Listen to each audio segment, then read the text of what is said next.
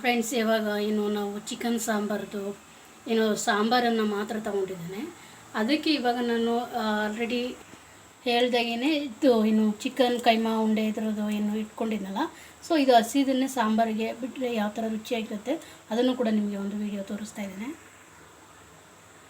ಇವಾಗ ಅದೇ ಸಾಂಬಾರಿಗೇನು ಹಸಿ ಕೈಮಾ ಉಂಡೆ ರುಬ್ಬಿ ಮಸಾಲೆ ರೆಡಿ ಮಾಡಿಲ್ಲ ಮಿಕ್ಸ್ ಮಾಡ್ಕೊಂಡಿದ್ರನ್ನ ಉದ್ಯಕ್ಕೆ ಅದ್ರ ಜೊತೆಗೆ ಹಾಕಿದ್ದೇನೆ. ಸೊ ಇದು ಕೂಡ ರೆಡಿ ಆಗ್ತಾಯಿದೆ.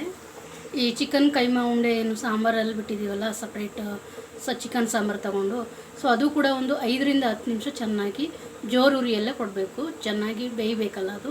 ಸೊ ನಾವು ಡ್ರೈದ ಉಂಡೆ ಆದರೆ ಸಿಮ್ಮುರಿಯಲ್ಲಿ ಚೆನ್ನಾಗಿ ಫ್ರೈ ಮಾಡ್ಕೋಬೇಕು.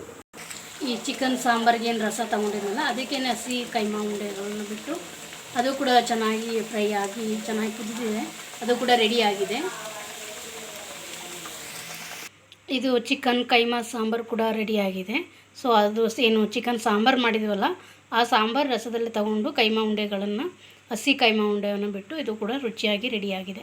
ಸೊ ನೀವು ಈ ರೀತಿಯಲ್ಲಿ ಮನೆಯಲ್ಲಿ ಒಮ್ಮೆ ಟ್ರೈ ಮಾಡಿ.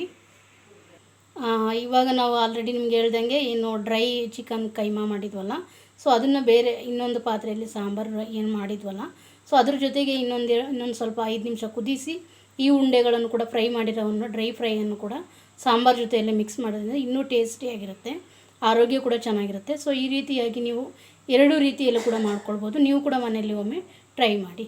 ಹಾಗೂ ಹೆಚ್ಚಿನ ವೀಡಿಯೋಸ್ಗಾಗಿ ನನ್ನ ಚಾನಲನ್ನು ಸಬ್ಸ್ಕ್ರೈಬ್ ಮಾಡಿ. ಧನ್ಯವಾದಗಳು.